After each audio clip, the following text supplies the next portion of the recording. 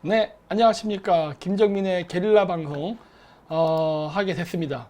원래 못하는 건데 어쩌다 보니까 하게 됐어요. 원래 지금 이 시간쯤에 저는 지금쯤 카자흐스탄에 가가지고 지금 주지육림 속에서 놀고 있어야 되는데 어쩌다 보니까 일이 이렇게 꼬여가지고 지금 제가 카자흐스탄을 못 가고 지금 이 속에서 지금 내가 이렇게 지금 살고 있습니다. 그래서 오늘 뭐 어떻게 뭐 못 갔으니까 뭐 할 수 없이 이렇게 슬픈 마음으로 게릴라 콘서트를 하게 됐습니다. 정말 아깝네 진짜. 제 친구가 정말 아쉬워하더라고. 모든 준비를 완벽하게 다 갖춰놨는데 내가 그냥 가려고 온갖 지금 난리를 다쳐서 비행기 티켓을 구해봤는데 안 돼요. 그 이틀 3일 좀 연기해갖고 좀 늦게라도 가려고 했더니 표가 없어서 못 갔어요. 표가 없어서. 뭐 어쨌든 뭐 그렇다 하더라도 뭐 상관없습니다. 뭐 또 가면 되니까 뭐 저는 또 계획이 있어요. 저는 또 따로 또 11월 달쯤에 아마 갈 겁니다. 그러니까 뭐 그때 가면 되고요. 솔리 땡큐 이런 제 얘기를 역시 여러분들은 국제관계를 많이 공부하신 것 같습니다. 남의 슬픔은 나의 기쁨이다, 그죠? 그래서 네 맞습니다. 펭귄 부동산이 땜빵 방송 맞습니다. 오늘은 땜빵 방송입니다. 공무원님, 박사님 20대 후반 한국 여자가 좋다고 해도 카자흐스탄 여자랑 결혼하실 거예요? 존나 어려운 질문을 하시네요, 진짜. 그래요? 뭐, 그거 이제 얼굴 보고, 결정하면 되죠, 뭐. 우리 단체로 갑시다. 신용현님, 가야죠. 카자흐스탄은 정기적으로 제가 가려고 그래요. 지금 제가 그 카메라 감독이랑 둘이서 일을 하다 보니까 이게 사람이 적어가지고 이 신청자 받고 하는 게 힘들어요. 뭐 우리 지금 뭐 비공개 강의 같은 거 하는 거 있죠? 그때 신청자 접수 받아야 되네. 그거 접수 받아야지. 이거 여행까지 해야지. 막 이러다 보면은 막 일이 헷갈리고 복잡해져서 못 해요. 한 사람 더 나중에 이제 여유가 생겨서 사람을 쓰게 되면은 그때는 제가 진짜 한 달에 한 번씩이라도 가려고 지금 생각하고 있어요, 진짜. 그 다음에 이민주님, UFO 목격하신 것은 삼각형인가요? 원형인가요? 불빛형인가요? 목격담 들려주세요. 요거는 제가 그 천산에 갔을 때예요. 천산에 갔을 때인데 원래 천산에 갔던 목적이 뭐냐면 거기 그 뭐지? 그 별자리가 이렇게 북극성을 중심으로 이렇게 돌아가잖아요. 그 장면을 찍으려고 갔던 거예요.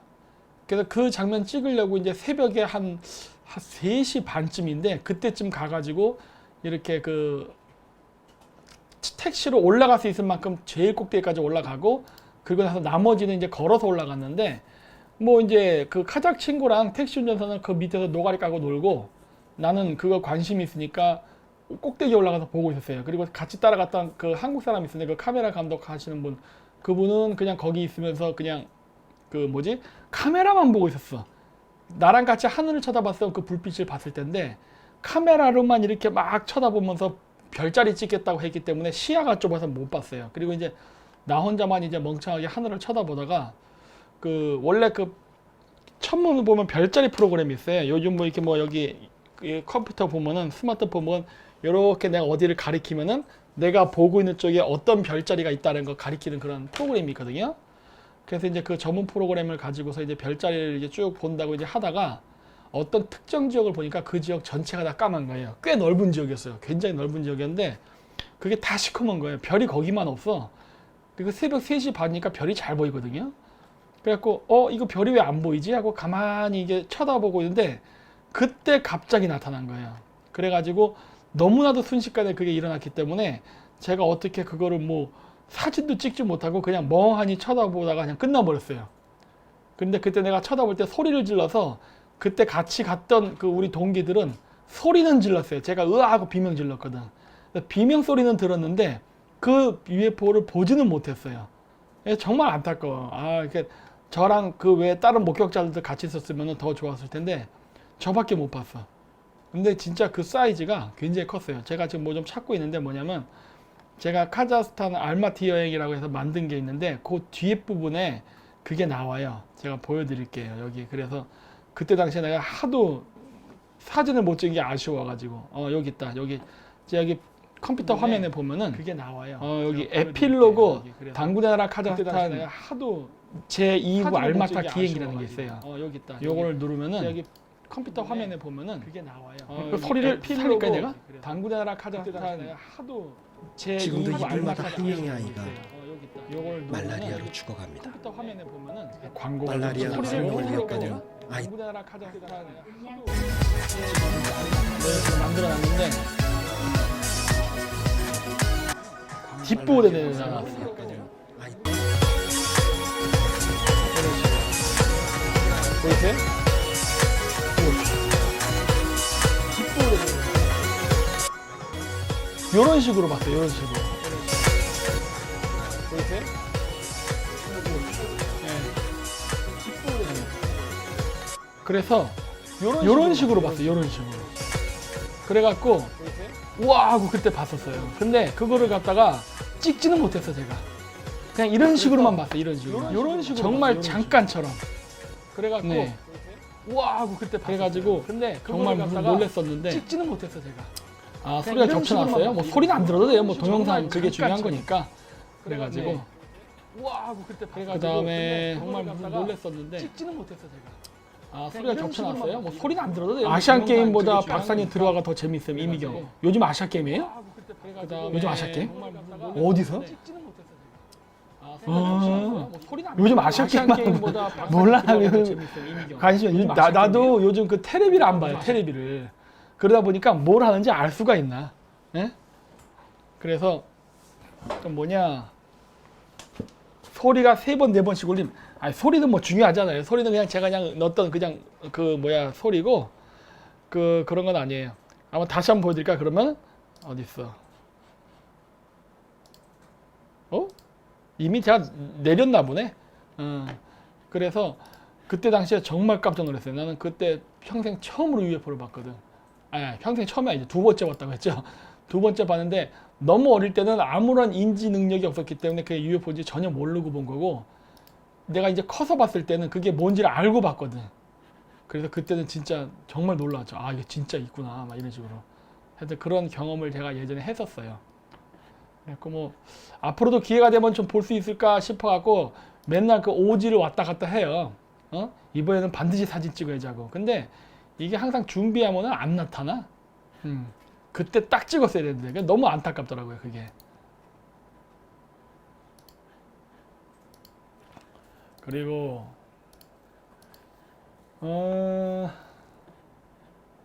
어디 보자. 내가 컴퓨터를 끄면서 여러 개를 다 동시에 닫아버렸네.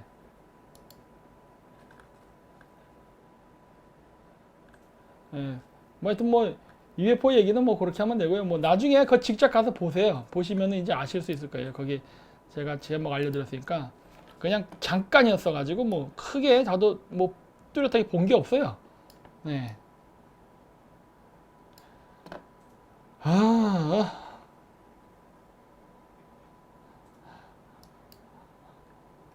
그리고 아시아나 이번에 거 갔는데 카자흐스탄 갈 때는 아시아나 항공하고 거기 아스타나 항공 2개밖에 없어요. 근데 이번에 아시아나 항공 탈 때 보니까 그 별로 맛이 없더라고. 밥이 그 약간 급조된 느낌이 들었어요. 아직도 몰라 지금은 모르겠는데 제가 한 달 전인가 2달 전에 가는데 그때만 해도 아직도 밥 문제가 해결 안 돼서 좀 급조한 느낌이 들더라고요. 왜냐면 처음에 갈 때 먹었을 때는 밥이 겉에가 딱딱했어요. 그래서 이게 밥 한 숟갈 풀면 그 밑에서부터는 부드러운 밥 나고 그러니까 위가 딱딱히 굳었더라고. 그 얘기는 이 밥을 퍼놓고 뚜껑을 안 덮고 오랫동안 냅뒀다는 소리거든. 그러니까 말랐지. 그래갖고 보면 이게 반찬도 좀 후지근하더라고. 좀 말라가지고 관리가 아직도 잘 안 되나 봐. 하여튼 그랬었고 올 때 먹었을 때는 밥이 또 질었어요. 또 약간 그 죽 같진 않지만은 좀 된 밥 있잖아요. 그런 밥으로 나오더라고. 그래갖고 뭐 하여튼 그랬어. 오 1500. 야 순식간에 1500이네. 어유 감시합니다. 예?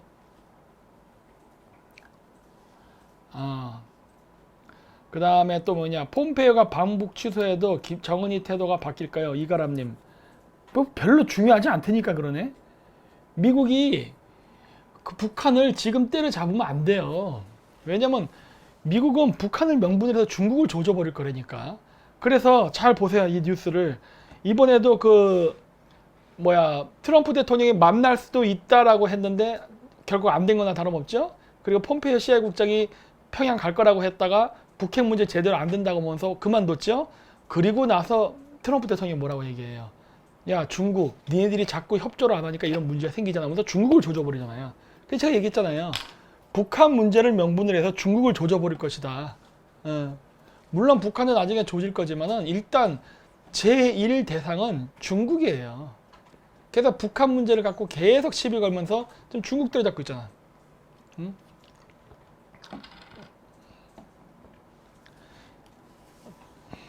일본이 중국 수화포했다는데 어떻게 생각하세요? 일본도 좋댔네. 응? 일본이 중국이랑 스와프 제도를 맞게 되면은 그 봐야 될 게 미국이 앞으로 미중 패권 경쟁 이후에 그 뭐지? 다시 한번 미국이 안전한 패권을 가지려면요. 일단 미국 경제가 좋아져야 됩니다. 부강해져야 돼요. 근데 미국 경제가 좋아지려면요. 해결해야 될 몇 가지 문제가 있어요. 그 중에 뭐가 있냐면요. 그게 그 부채예요. 부채도 있지만은 국채, 미국채. 미국채를 가장 많이 갖고 있는 나라가 중국, 그 다음에 일본. 물론 둘은 왔다 갔다 순위가 조금씩 변하긴 하는데 이 두 나라가 거의 1등, 2등이 요 꼭대기에 있고 나머지가 요 밑에 있어요. 그래서 미국이 중국에다 판, 일본에다 판 국채만 다 해결되면요. 미국 경제는 굉장히 좋아집니다. 그 일본이 그렇게 하면은 일본 같이 딸려 들어가겠네? 근데 만약에 그렇게 된다면 저로서 참 고마운 일이죠. 왜? 우리나라가 이번에 대통령 잘못 뽑아가지고 중국 망할 때 같이 무너질 판인데 일본이 있으니까 뭐 일본도 같이 망하겠네. 외롭진 않겠네요. 바보 삼형제 셋 다 망하겠네 이러다. 그리고 터키랑 카타르 통화 수합하던데 카타르가 미친 건가요? 세비야 지저스님. 이 터키란 나라는요. 나는 좀 보고 있어요. 좀 이상해. 저는 어쩌면 터키가 엑스맨일 수도 있다라고 생각하거든요. 왜냐면 제가 이 게릴라 방송으로도 말할 수 없는 여러 가지 것들이 있어요. 그런데 터키가 물론 미국을 싫어합니다. 원래 그 터키는 과거 오스만 제국 때 그 나라가 컸다가 1차 세계대전 때 그 뭐 영국, 프랑스, 러시아, 뭐 미국 이런 연합국한테 전쟁에 패하면서 나라가 쪼그라들었잖아요. 그래서 지금의 터키가 되었기 때문에 굉장히 그 뭐랄까 그 서방 국가에 대한 그 반발감이 있어요. 복수심이 있다고. 근데 복수심이 있는데 그렇다고 해서 뭐 지금 당장 현실적으로 뭐 유럽에서 상대해서 뭐 전쟁을 한다. 그건 이길 수 없거든요. 과거에 오스만 제국 혼자 전 유럽을 상대했지만은 지금의 그 미국은 터키는 과거 오스만 제국 같은 강대국이 아니에요. 그렇기 때문에 뭐 심적으로는 자기는 유럽인이다. 뭐 이게 얘기를 하기도 해요. 그러면서 유럽의 EU에도 가입하려고 하는데 거기서 왕따를 당하니까 미국하고 싸바싸바해서 뭐 나토 들어가서 다시 EU를 들어가려는데 또 안 되고 그러면서 아랍 들어가자 아랍 세계에서도 받아주지 않고 이러면서 중간에 계속 애매하게 방황을 했었는데 그때 터키 사람들이 어디로 많이 쏠렸냐면 범투르크주의라고 해서 그쪽으로 많이 쏠렸다고요. 그런데 중앙아시아 쪽에서도 조금씩 이게 외면을 당해요. 이게 좀 터키가 좀 이미 위치가 애매해요. 그러다 보니까 이것저것도 속해 있지는 않은데 그러다 보니까 터키 같은 경우는 완전한 친미도 안 하고 그렇다고 해서 반미도 아니고 좀 애매하게 움직이는데 지금 터키가 하는 행동을 보면요. 저기 앞으로 독일하고 그 다음에 저기 이란, 그 다음 시리아, 카타르, 그러니까 시아파 이슬람 국가들을 박살을 낼 수 있는 어떤 단초를 제공하고 있다는 거예요. 더구나 터키는 수니파 이슬람이거든요. 그런데도 불구하고 이렇게 하는 걸 보면 좀 이상해. 그래서 내가 터키는 제가 뭐라고 지금 얘기를 못해요. 좀 더 봐야 된다라고 생각하고 있어요 지금.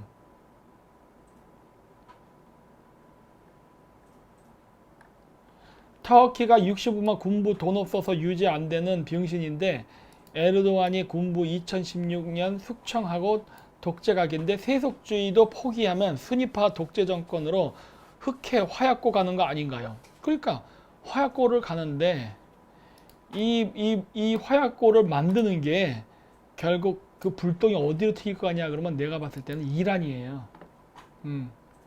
제가 왜 이란이라 생각하느냐? 터키가 문제가 생기면은 분명히 쿠르드족을 조질 거란 말이에요. 왜냐 쿠르드족이 그때 독립하려니까 쿠르드족 조져버리면 쿠르드족 사람들이 이란 쪽으로 도망가요. 난민이 발생한다고. 그러면 그 쿠르족 숫자가 꽤 많습니다. 한 난민이 한 2천 아니야 쿠르족 그 민족이 그 숫자가 많은데도 독립국가가 없는 민족 중에 하나거든요. 한 인구수가 한 2,500만 명인가 가까이 돼요. 근데 그 숫자가 만약에 이란 쪽으로 왕창 몰리게 되면요, 이란 난리가 나게 되거든요. 그러면은 잘하면은 그걸 계기로 해서 이란에서 문제가 생길 수 있어요. 그래서 아직 모르겠다는 거예요, 지금.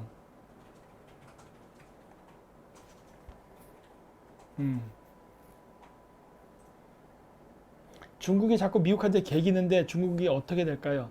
좆되는 거죠. 늘 얘기하잖아요. 지금 이미 중국 많이 박살났죠? 예. 그 다음에 망고트리님, 터키가 미국하고 각을 세우는 가장 큰 이유는 쿠르드 민병대에 대한 시각의 차이입니다. 그래 나오잖아요. 그렇죠? 그래서 아이시스 격퇴 공을 세운 쿠르드 민병대를 무시 못하는 미국. 그렇죠. 그래서 이 문제 때문에 그래요.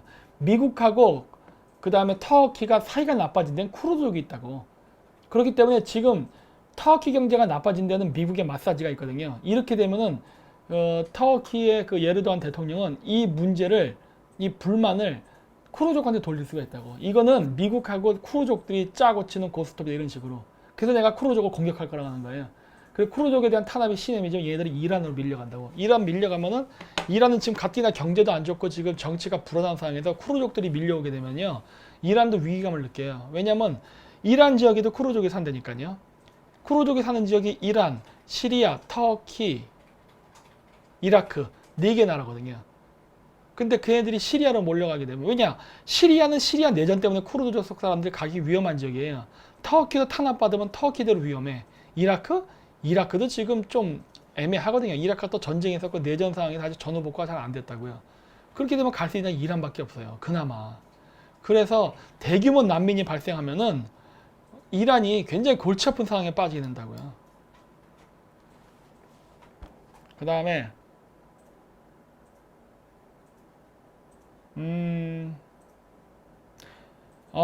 라비스 S님, 아니, 뭐야 이게. 박사님은 내 지식 정보를 어떻게 구조하는지 알고 싶어요. 얼마만 돼요? 몰라요, 나는. 나는 그냥 대충 하는 건데. 응? 생각나는 대로. 몰라요. 그 다음에 이유님이 진짜 중요한 질문. 민주당이 친중이면 자한당은 친일 아닌가요? 누굴 선택해야 하나요? 제3의 세력을 선택하나요?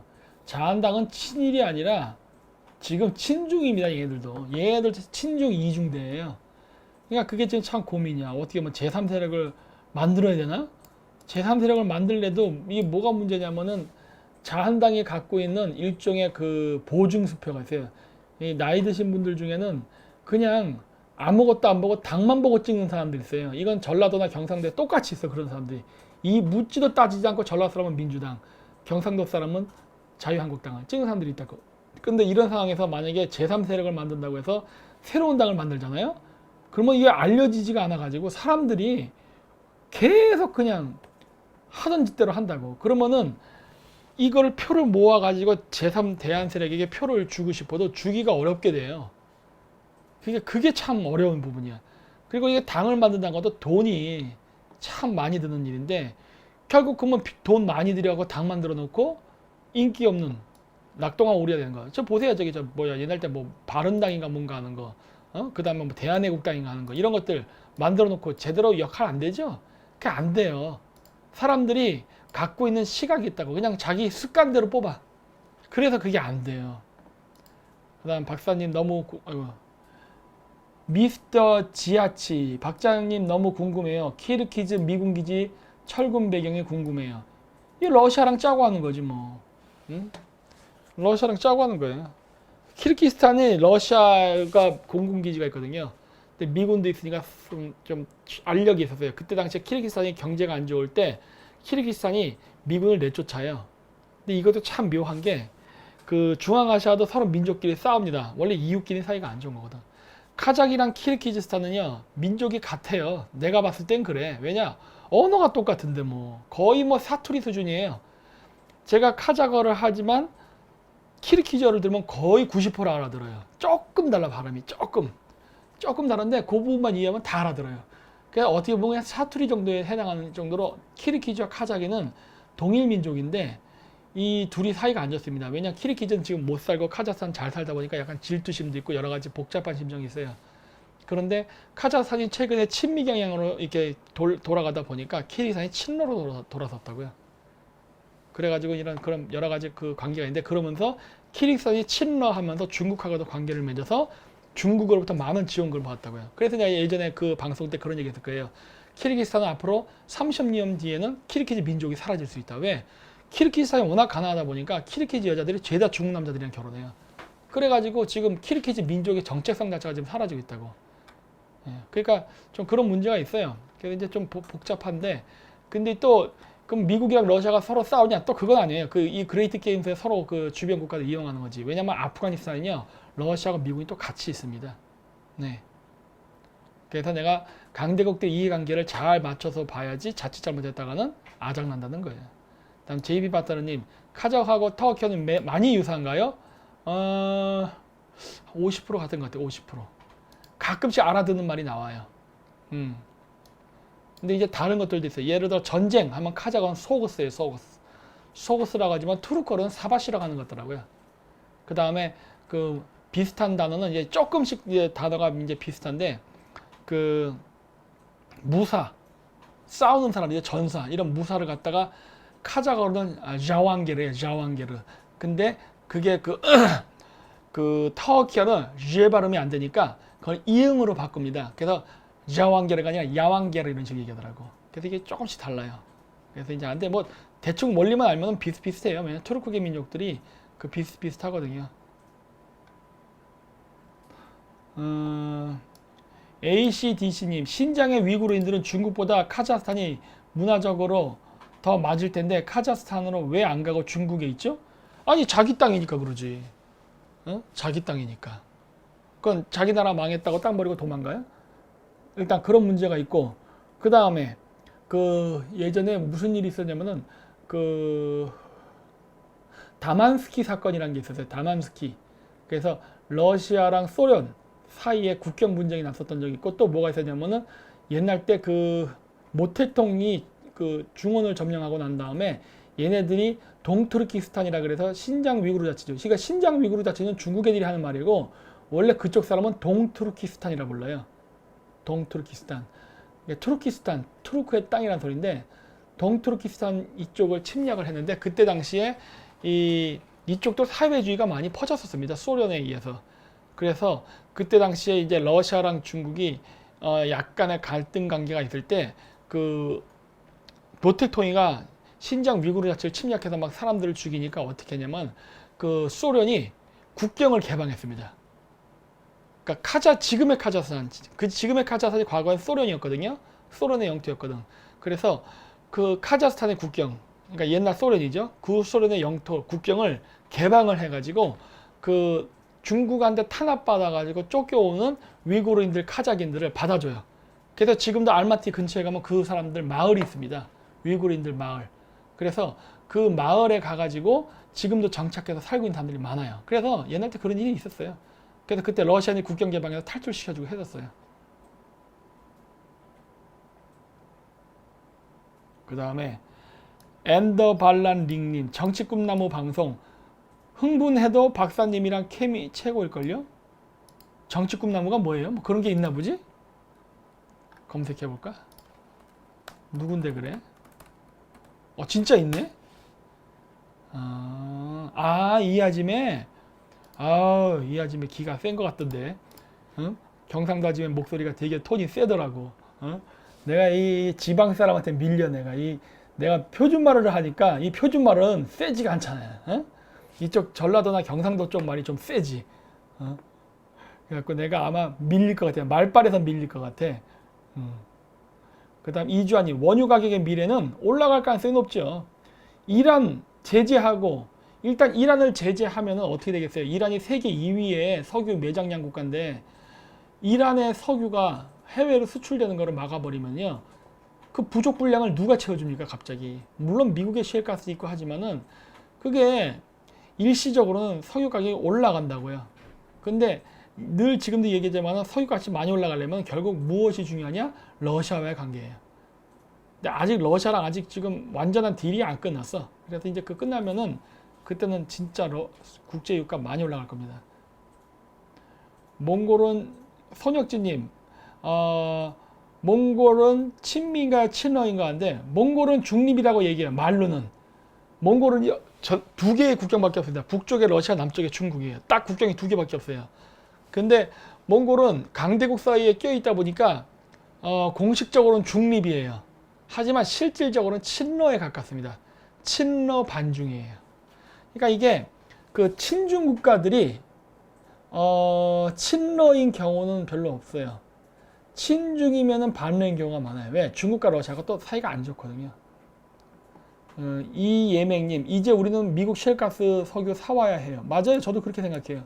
우리나라 지금 셰일가스 사와야 돼요. 그러니까 지금 당장 셰일가스를 안 사온다 하더라도 왜? 지금 당장 사와도 어떻게 할 수 없으니까. 하지만 미국 셰일가스를 사오기 위한 인프라를 구축하고 지금 저거 미국의 그 셰일가스 회사랑 계약을 맺고면서 지금 준비를 해야 됩니다. 그러니까 어차피 문재인 정권은 죽어도 안 할 거예요. 왜? 북한 석탄 사서 지금 떼우기 바쁘니까. 그래서 우리나라에서 다음번에 생길 우파 정권 있을 거 아니에요. 선거 공약을 걸 때 해야 될 것들이 있는데 그 중에 하나가 셰일가스예요. 우리나라에서 우파 정권 생기면 미국의 셰일가스를 살 것이다. 이거 굉장히 그 선거 공약으로 내세워야 된다고 합니다. 그러면서 미국하고 중요한 관계를 맺을 수 있게끔 해야 돼요. 그 외 세부적인 내용은 얘기를 할 수 없어요. 그 다음에 QKRR 어쩌고저쩌고. 미국은 이제 에너지 독립국이 될까요? 에너지 독립국이 되는 것과 국제 유가를 패권을 조정하는 건 별도의 문제예요. 왜냐? 달러는 5.1달러라 그래서 그 석유랑 달러가 연동돼 있잖아요. 그렇기 때문에 에너지 독립을 한다고 해서 중동의 석유를 포기하지는 않습니다. 내 건 내 거대로 먹고 중동 석유는 중동 석유대로 또 팔아 먹어야죠. 그게 장사지. 그 다음에 홍준표가 사마이님, 홍준표가 셰일가스 산다고 공약했었는데 여기엔 또 많은 에피소드가 있죠. 예? 누구야? 서예원님, 박사님 상은 괜찮은데 쇼다리 같아요. 아니 누가 그래? 응? 나의 다리를 보지도 않고서 말이야. 응? 그 다음 JP박다르님, 일본이 아무래도 미국을 구슬려서 한반도 만주 경영을 할 것 같은데 어떻게 생각하세요? 당연히 걔네들이 그런 생각을 하죠. 당연히. 그러니까 우리도 외교에서 못하게 막아야 된다는 거 아니에요. 근데 자꾸 병신 같은 짓 하고 자꾸 반미 활동하고 북한에 대한 대북 제재할 때 미국하고 공조 안 하고 자꾸 이상하게 딴짓하고 이러면은 그렇게 되겠죠. 그렇게 돼. 그래서 내가 얘기하잖아요. 가스라테프트 밀약을 맺었던 그 배경에는 고종의 외교적 무능이 있었다고 했잖아요. 그 다음에 또 뭐 있냐? 넌너님, 실크로드가 열리면 미국의 무역 패권이 약해지는데 미국이 가만히 있을까요? 이게 제 졸업 논문의 주제라니까. 그러네. 안 약하게 할 수 있어요. 안 약하게. 응? 안 약하게 할 수 있어요. 그 다음에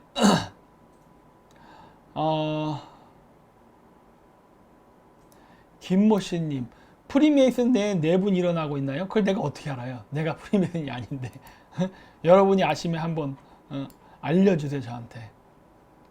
그 다음에 혀은근과 끈기? 세컨더리 곧 열린다던데. 열릴 수 있어요. 근데 그 세컨더리가 열리면요, 우리나라 경제 망하는 겁니다. 경제 봉쇄예요, 쉽게 얘기해서. 그 다음에 이승현님, 이란 정권 교체되면 시아파 신정 정치도 무너지나요? 미국에서 아마 이란에 새로 그 친미 정권을 세운다 그러면은 이란 내에 있는 소수파 순위파 계열의 정권을 세울 가능성이 높습니다. 순위파. 예를 들어서 이라크도요. 이라크에서 상당 숫자가 시아파예요. 이라크도 이라크 북부 지역 쪽이 시아파 무슬림이 사는 지역이에요. 남쪽이 순위파 지역이고. 그런데 그 사담 후세인이 물론 나중에는 미국에 잡혀갖고 죽긴 했지만요. 사담 후세인 정권은요, 미국이 세워준 정권입니다. 친미 정권이었어요, 처음에는. 근데 사담 후세인이 이란과의 전쟁에서 지면서 등신짓하면서 그때 팽당한 거거든요. 결국 팽을 당하게 됐는데 그 사담 후세인이 세웠던 정권이 수니파 정권이에요.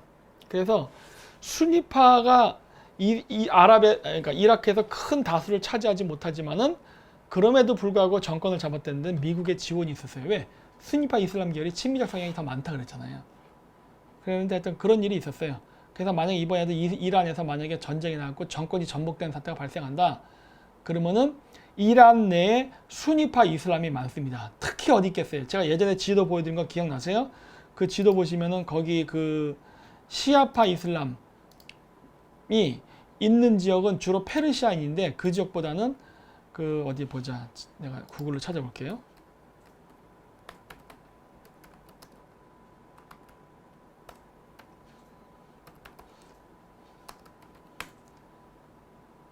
여기 있다.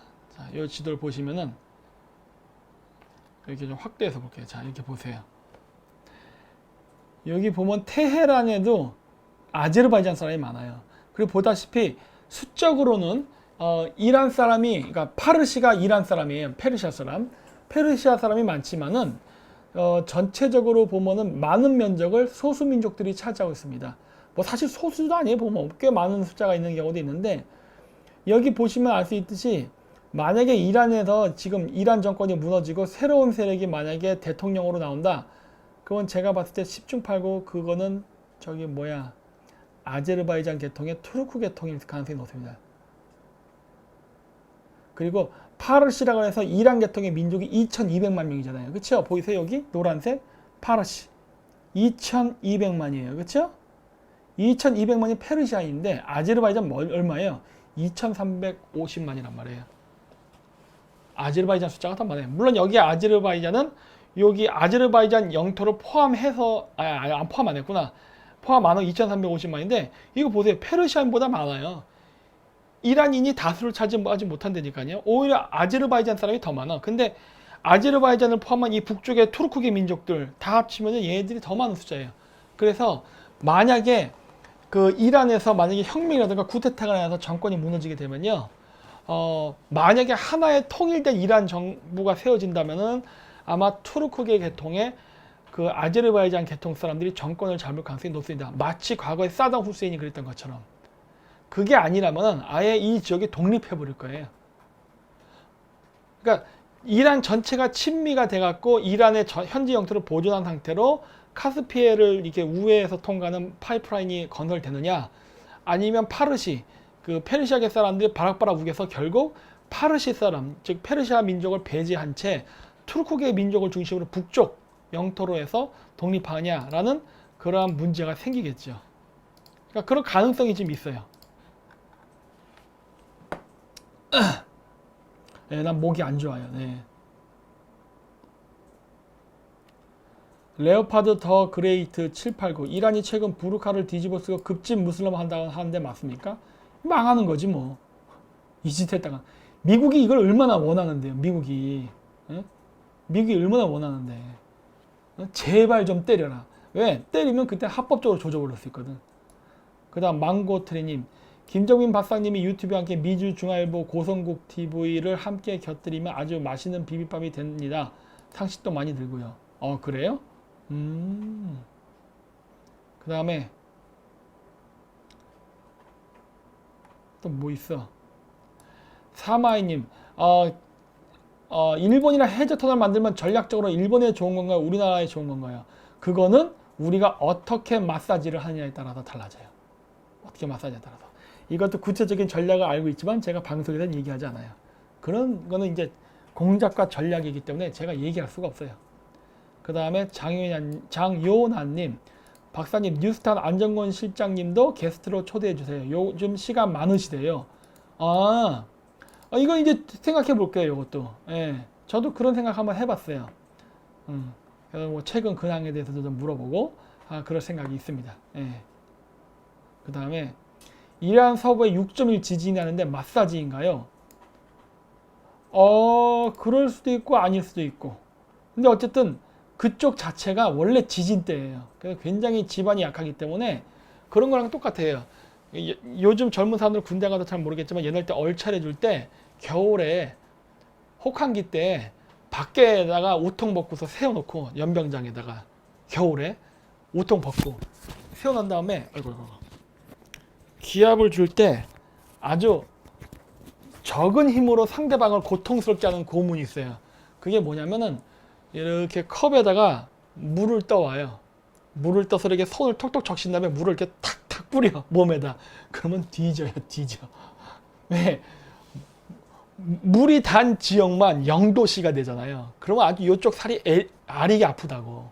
어? 그런 게 있어요. 박사님 40대 가정이 역시 제가 예전에 얘기했던 대로 이 일이 일어났군요. 이 얘기하잖아요. 그래서 이란은 원래 지진대이기 때문에 굉장히 약해요. 이미 지진대라 기반이 약한데 거기다가 살짝의 마사지만 턱 치면 어떻게 돼요?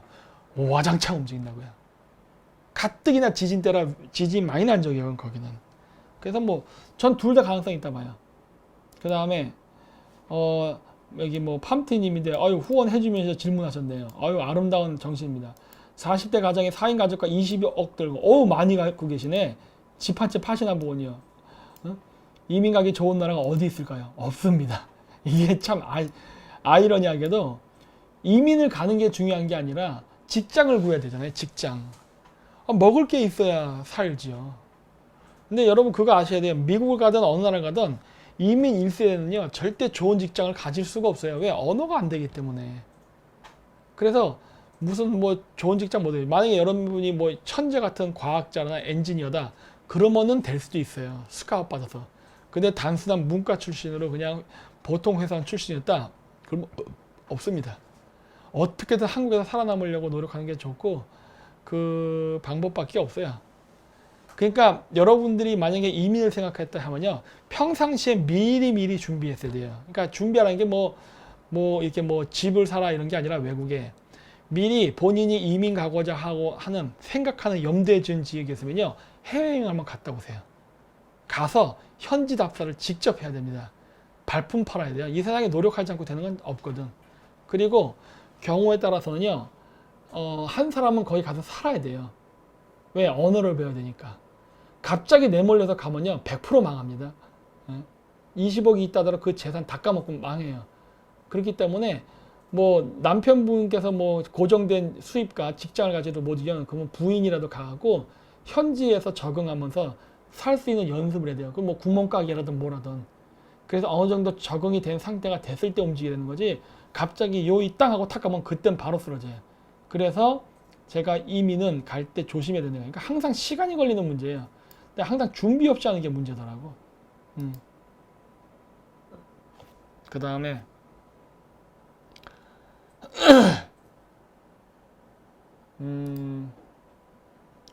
조훈 밑에서 위로 빠말떼기 그러면 경상도 부산은 일본이랑 동족이겠네요. 경상도랑 일본이 동족일 수 있죠. 왜? 그거는 욕이에요, 칭찬이에요. 근데 나 잘 못 알아듣겠네. 근데 일본의 천황계라든가 이런 유민들, 그거 백제계잖아요. 그거 전라도 아니야? 그러면? 어? 우리나라에서 단일 민족 논쟁하려는 거예요? 너는 짬뽕이고 나는 순혈이다? 웃기는 소리죠. 우리나라가 조선시대 때 우리나라 인구의 70%가 사라졌어요. 그러면 그때 살아남았던 30%가 누구일 것 같아요? 할아버지 할머니 여자예요. 임신한 여자. 그거 누구겠어요 다? 일본 남자랑 다 섞인 거지. 단일 민족 얘기하지 마세요. 말도 안 되는 소리니까.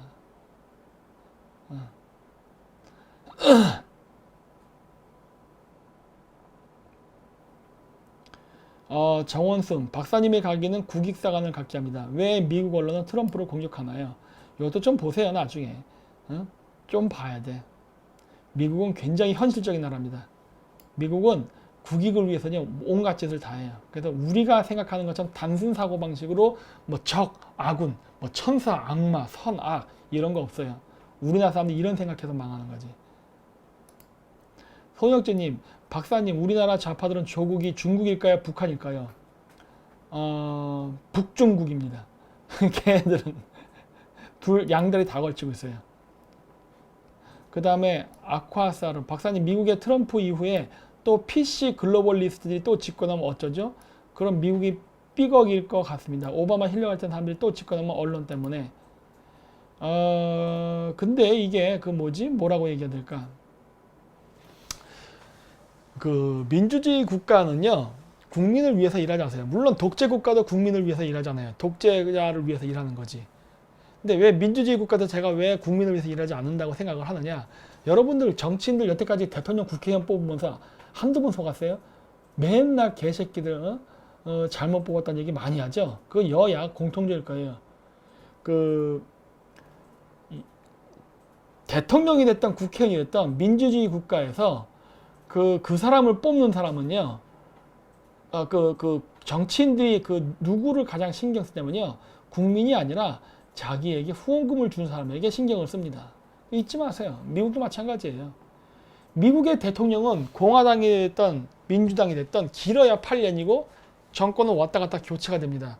하지만 그것과 상관없이 그 사람들을 후원하는 다국적 기업의 그 CEO는요, 혈통계승 하잖아요. 걔네들이 진짜 힘이에요. 그래서 뭐 대통령이 뭐 누가 나왔다고 해서 미국 정책이 바뀐다? 그런 거 없어요. 미국의 정책은 늘 똑같습니다. 그 다음 드루킹님, 일루미나티 프리메이슨도 중국에는 적대적 아님? 그냥 경쟁의 도구일 뿐. 그거는 제가 자신있게 말할 수 있어요. 일루미나티는 내가 잘 몰라. 일루미나티는 조직이 실질적으로 있는 점인지 잘 모르니까. 프리메이슨은 공식적으로 있는 조직이에요. 근데 프리메이슨은요, 공산주의를 싫어합니다. 예. 이거는 제가 중앙아시아에서 알게 된 비밀의 역사가 있어요. 비밀의 역사가 있는데 그걸 보면 알아요. 물론 프리메이슨이 공산주의랑 협조한 것도 많아요. 물론 그건 이용하기 위해서. 근데 얘네들이 근본적으로요, 반공이에요. 프리메이슨은 반공적인 게 굉장히 많아요. 그 다음에 이방인, 조지 소로스 이 유태놈을 왜 모사드는 안 죽이죠? 그러니까 여러분들 생각이 너무 단순하다니까. 여러분들은 1 더하기는 2죠? 그리고 내 편 아니면 네 편이죠? 그러니까 안 보이는 거예요. 모사드가 안 죽이는 건 이유가 있는 거예요. 같은 편인가 보지. 그 다음에 공무원님이 프리메이슨 좌파가 많다고 하셨는데 또 공산주의 싫어한다 라는 말씀, 알쏭달쏭 하죠? 왜냐? 그래서 제가 큰 그림을 봐야 된다고 하는 거예요. 여러분들이 생각하는 거는 그냥 이게 선을 그으면서 인식을 하려고 그래요. 근데 미국은요, 대통령 자체가 글로벌 리스트입니다. 그거 알아야 돼요. 아니, 세계적인 일을 참관하는 게 글로벌 리스트지. 뭐가 글로벌 리스트예요? 여러분들이 생각하는 글로벌 리스트의 개념이 뭐야? 뭐 음모론에 나오는 일루미나티 프리메이슨? 그럼 트럼프는 글로벌 리스트 아니에요? 덜 글로벌 리스트일 뿐이지. 다 글로벌 리스트지. 우리가 18세기에 개방을 왜 했어요? 개방을. 우리 농경국가 살 때 서양 애들이 와서 개방 왜 했냐고. 자기네들이 만든 물건을 팔아먹으려고 해외에 시장 개척하려고. 원자재도 조달하고 물건도 팔아먹으려고 온 거라고요. 그래서 말 안 들으면 대포 쏘고 협박하고 해서 한 게 그런 거라고. 그러면서 세계 무역이 시작된다고요. 서방 유럽 국가 중에 글로벌리스트 아닌 놈이 어디 있어? 우리나라 사람들이 보면 진짜 뭔가 좀 착각하는 것 같은데 트럼프는 글로벌리스트 아니야? 좀 나는 아니라 그렇게 보는데 다 글로벌리스트예요. 일종의 글로벌리스트 안에서도 좌익과 우익이 있는 거야. 적극적인 글로벌리스트와 덜 적극적인 글로벌리스트. 응? 다 그래요. 다 똑같아.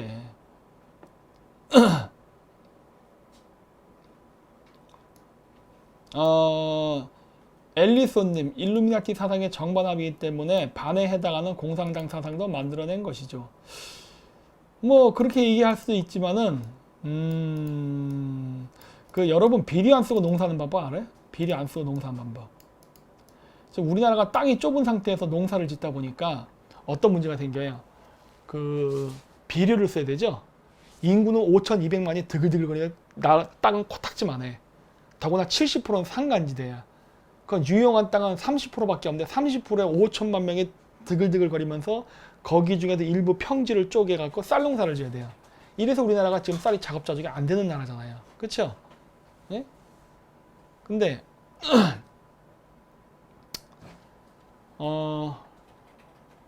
이 뭐랄까 세계를 경영하는 사람, 이미 우리 18세기에 무역을 하면서 이웃국가와 무역을 하게 되면서 이미 글로벌리즘, 세계화는 진행된 겁니다. 그렇기 때문에 이 세계화를 진행했던 절대 왕권 시대 때의 유럽의 영주들이나 지금의 미국의 자본, 유럽의 자본가들은 다 글로벌리스트예요. 아닌 사람은 없다고. 근데 이런 사람들이 어떻게 보면 이미 세계 패권은 장악이 됐어요. 세계 무역은 지금도 유럽이나 미국을 중심으로 움직여요. 봐, 중국 같은 나라도 봐요. 다 무너지잖아. 러시아도 안 돼. 근데 제가 비류란 얘기를 왜 했냐면요. 여러분 그게 있습니다. 그 제노비아니 일루미나티는 사탄교 아닐걸요? 그냥 그렇게 보진 않아. 그렇게 보진 않는데 거기 그 가이드 스톤이라고 있다고 하잖아요. 거기 뭐 전 세계 인구를 이게 80%를 줄여야 된다는 이야기. 응? 그 인류가 75억까지 지금 75억 이제 80억 가까이 돼가고 있는데 이 80억까지 되는데 걸린 시간이 얼마 안 돼요. 한 100년 만에 80억을 만들어 버렸습니다. 물론 앞으로 인구가 그렇다고 이 속도로 계속 증가하지는 않겠지만은 개발도상 국가는 근대화가 되면은 당연히 인구는 증가하게 돼 있어요. 원래 그래요. 조선도 농경국가일 때, 이 우리나라 사람들이 항상 착각하는 게 뭐냐면은 농사를 지으면은 인구가 증가한다 생각해요. 농사를 하면은. 근데 여러분 그런 거 아닙니다. 농사를 지으면 인구 증가하는 게 아니라 산업 시대가 되면은 그 인구가 증가하는 거예요. 왜냐하면은 중세 시대 때 그 농사를 지면서 살았어도 인구가 증가하지 않았습니다. 자, 볼까요? 이거를 보자. 이 표를 보는 게 좀 좋을 것 같은데, 이게 표가 좀 깨끗이 나오려나 모르겠다. 그렇지. 자, 이거 보세요. 여기 보면 이제 세계 인구의 증가라고 해서, 이 그래프가 좀 가려지는구나. 자, 요걸로 볼게요, 그러면. 자, 보세요. 세계 인구가 1500, 1700, 한 1700년도를 기점으로 해서 인구가 쫙 올라가기 시작해요. 그쵸? 잘 보세요. 여러분들이 세계사에서 배울 때 착각하는 게 뭐냐? 농경국가는 인구가 증가한다예요. 웃기고 있네. 웃기고 있네. 그럼 왜 세계 인구가 증가했어? 우리가 산업시대 이전에 무슨 시대였어요? 농경시대였잖아. 농경시대 때 왜 인구가 증가 안 했죠? 그러면은 농사지면 인구 증가한다며?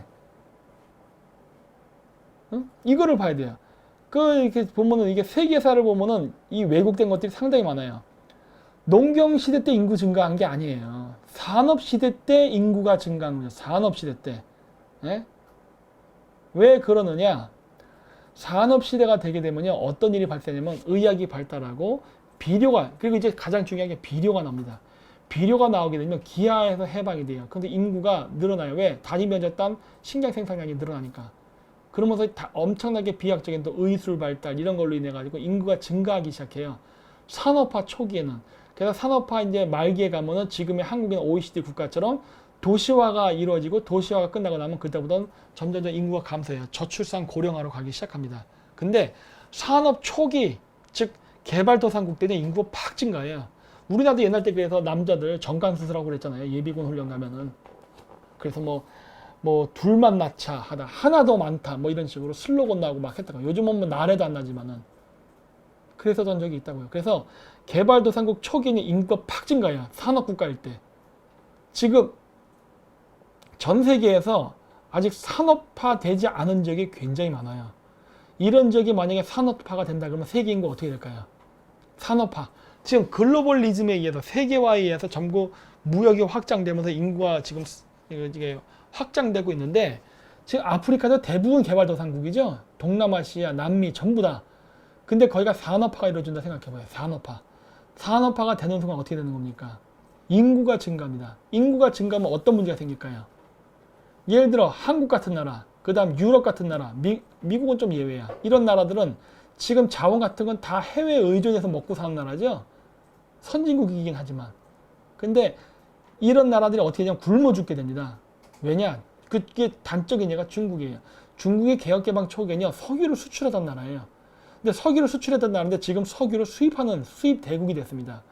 그리고 옛날 때 뭐 중국산 농산물 이런 얘기 많이 들었었죠. 근데 지금 중국산 농산물이 어디 있어요? 중국도 지금 수입해 먹는데 쌀 같은 거. 수입한다고요. 왜? 농사를 안 져요. 저출산 고령화로 되면서. 자, 이 얘기를 제가 왜 하느냐. 산업화가 되게 되면요. 선진국 단계에 진입하기 전에 인구가 급격히 증가하는데 지금 현 상태가 75억이에요. 만약에 우리가 아니면 뭐 한국 사람의 그 좌파 애들 이런 병신 같은 놈들이 아프리카 이런 데 가갖고 동정심 발휘하면서 아프리카를 만약에 개발을 시킨다던가 동남아시아를 개발시킨다던가 그리고 혹은 난민을 개발시키면 어떤 문제가 발생할 것 같습니까?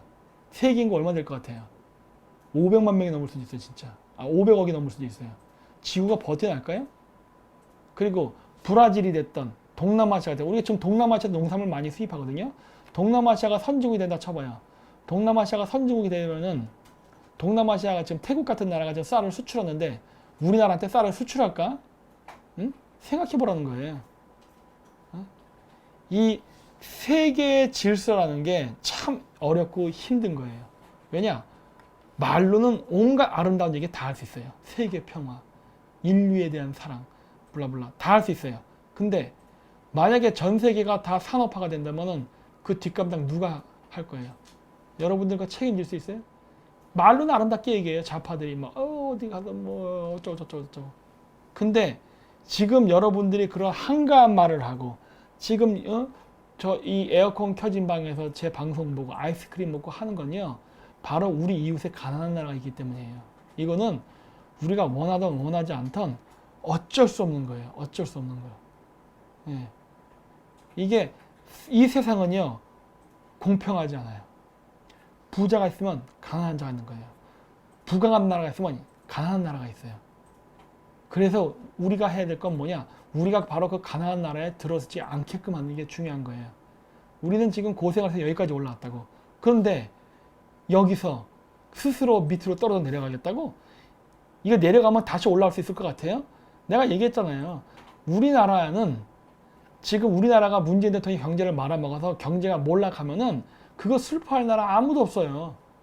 우리나라가 무너진 그 빈자리를 다른 나라가 차지하려고 줄 섰다고. 줄 섰어. 지금 우리 한국 남자는 베트남 가서 많이 놀죠? 맨날 섹스 관광 가고. 우리나라가 망하면은 베트남이 성장하는 거예요. 그럼 베트남 남자는 우리나라에 와서 한국 여자 상대로 섹스 관광하고 다닌다고.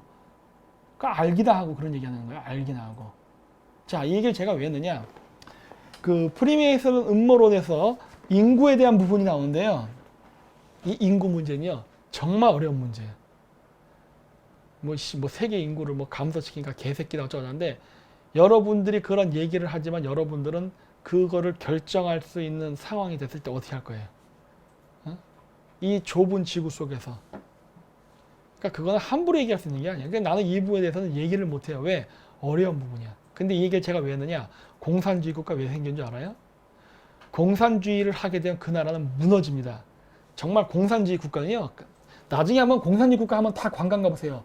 베트남, 캄보디아, 그 다음 또 어디 있어? 러시아, 카자흐스탄, 또 폴란드 등등 과거 공산권 국가 한번 가보세요. 자연경관이 끝내줘요. 자연경관이. 그 자연경관 왜 끝내준지 아세요? 그게 바로 놔두는 거예요. 놔두는 거. 옛날 때 비료가 없이 농사를 짓던 시절에는요. 농사를요. 이쪽 땅에서 농사를 짓고 그 다음 해에는 그 옆에서 지어요. 그리고 그 다음엔 그 옆에서 짓습니다. 그리고 다시 돌아와서 첫 자리로 돌아가요.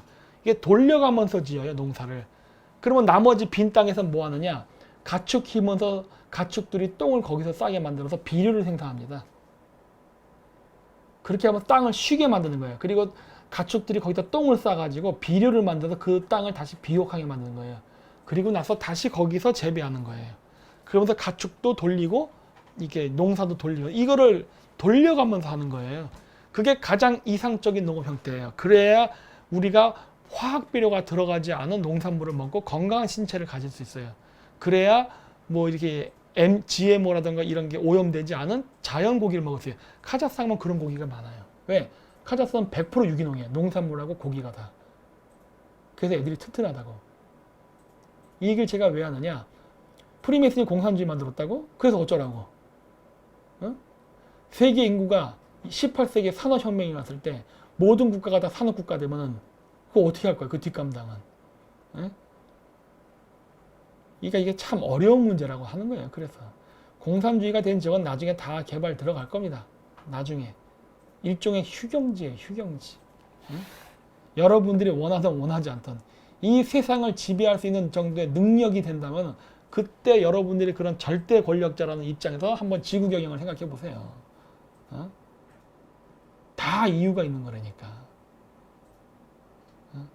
아주 어려운 문제예요. 그렇기 때문에 뭐 음모론에서 얘기하는 뭐 세계인구 뭐 어쩌고저쩌고 얘기하고 뭐 프리메이슨 사탄경 다 개소리라고 하는 거야. 웃기지 말라예요. 네가 그 지위에 가봤어 하는 거예요. 어려운 문제라니까. 세계 경영이라는 걸 한 번도 해본 적이 없는 노예 상태로만 살았던 사람들 입장에서는 반발할 수 있어요. 왜? 옛날 때에도 순장이라는 제도가 있었잖아요. 순장을 권장했던 사람들은 지배층이고 순장을 당하기를 싫어하는 사람은 피지배 계급이었지. 그 순장 왜 했는 줄 알아? 옛날 때도? 순장을 하지 않으면요 인구 개체가 증가해서 먹을 게 부족했어요. 왜? 옛날 땐 비료가 없었거든. 그랬고 노예 수가 필요 이상으로 증가하게 되면은 그 노예가 반란을 일으킬까봐 그 노예들을 왕이나 귀족이 죽였을 때 개체수 조절한다고 같이 죽여버렸다고요. 그래서 밥 먹는 입도 줄이고 노예 수도 조절하고 이런 걸 했어요. 그러다 보니까 산업혁명 이전까지 세계 인구가 증가를 안 합니다. 그걸 알아야 돼. 그러니까 산업혁명 이후에 왜 인구가 증가했는지 아세요? 산업화도 있지만은 또 뭐가 있어요? 효율성이었어요. 아담 스미스의 국부론에 보면 무슨 얘기가 나오냐? 그 바늘 만드는 이야기에 대한 이해가 나와요. 그래서 한 사람한테 바늘을 뭐 이렇게 땅땅 두들겨서 만들고 나를 갈고 구멍 뚫고 전공정을 만들려고 한 사람과 그 바늘을 각 공정별로 세분화해 갖고 사람들을 각 공정별로 해갖고 일을 중거해서 일을 동시에 시켜봤어요. 10명 팀을 만들어서. 그때 어떤 결과가 나왔느냐? 공정을 세분화해서 한 사람이 한 가지 일만 했던 나라들이 그 지역이 10명이 모든 공정을 혼자 했던 쪽보다 빨랐다 해요. 양이 늘어난 거야. 그래서 생산 라인을, 그러니까 생산량을 증가시키는 데는 그 생산 공정을 세분화하는 게 좋다라는 거를 그때 알게 되고 세분이 된 겁니다. 그러면서 우리가 지금 대학 때 보면 뭐 전공 교육이 뭐냐, 전공 얘기하죠. 전공도 바로 그런 거 세분화가 된 거예요. 공업화된 산업화 시대에 맞는 교육 시스템으로 만들어진 거예요. 그래서 무슨 전공 얘기하는 거예요. 그래서 전공자는 그거 외에는 아무것도 몰라. 예. 그러니까 생산 지식만 그렇게 한 게 아니라 문과 지식도 그렇게 만들어 봤다고요. 바로 생산 효율성이라는 관점에서.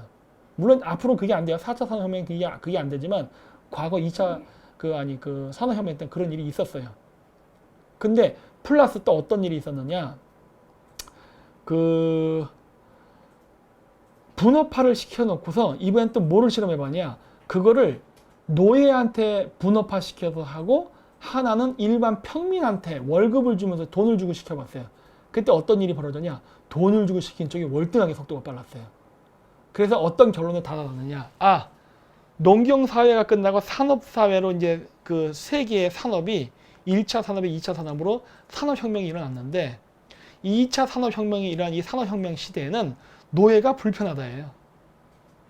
옛날 땐 농사 짓기 싫잖아요. 그래서 내가 했잖아요. 유목민족은 절대 농사 안 짓는다고. 왜? 농사는 노예가 짓는 거예요. 싫기 때문에 채찍으로 두들겨 패면서 농사를 시켰다고. 조선시대 농자천하지대 번뇌에서 그 거짓말이야 자꾸 얘기하잖아요. 조선의 사대부들이 평민들을 노예화해갖고 다스리기 위해서 만든 게 농자천하지대번이라는 프로파간다라고 제가 얘기했잖아요.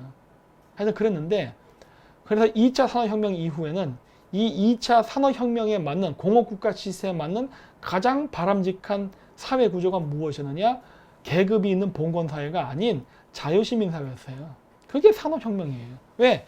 생산성 증가가 되고 소득이 증가하기 때문에 그랬던 거예요. 다른 거 없어요. 소득 증가예요. 1차 산업, 농업산업 때는 왜 그러면 평민보다 노농, 즉 노예를 위주로 해서 농사를 짓겠냐? 첫째, 힘들고 생산량이 떨어져. 응? 아무도 안 하려고 그래. 그래서 자꾸 하니까 노예로 강제로 잡아놓고 시킨 거라고요. 왜? 자유평민으로 냈더니 자꾸 도망가 버리니까. 임꺽정 이런 산적들 되잖아. 홍길동 되고. 그 노예로 잡아놓고 한 거예요. 강제로 한 거예요. 강제로. 왜? 그래야 농업시대 때 지배계층이 부를 많이 획득하니까요. 이게 다 돈을 벌기 위해서 하는 거예요. 쉽게 얘기해서. 돈을 1차 농업혁명 때는요. 노예 제도를 둬야 가장 이익을 극대화할 수 있는 겁니다. 그리고 산업화 시대 때에는 자유노동자, 그러니까 노동자가 있어야 돈을 많이 버는 시스템이에요. 그러니까 앞으로 정보화 시대 때는 어떻게 될까요? 이제 지금 또 바뀌는 거예요. 또 계급혁명이 일어나는 거라고. 그래서 지금 좌파들이 얘기하는 무슨 뭐 노동자 이런 거 다 개소리예요. 18세기 산업혁명 때 얘기야. 지금은 그때가 아니라고. 그러니까 좀 그런 식으로 단순하게 생각하면 안 된다는 거예요. 그 다음에 중국 주식시장은 올해 말까지 어떻게 될까요? 코리아 스투드 좆됩니다. 그 다음에 라비스 S 4차 산업시대엔 T자형 융합인재가 필요하다고 한대. 그렇죠. 이게 엘빈 토플러 제3의 물결이 나오죠.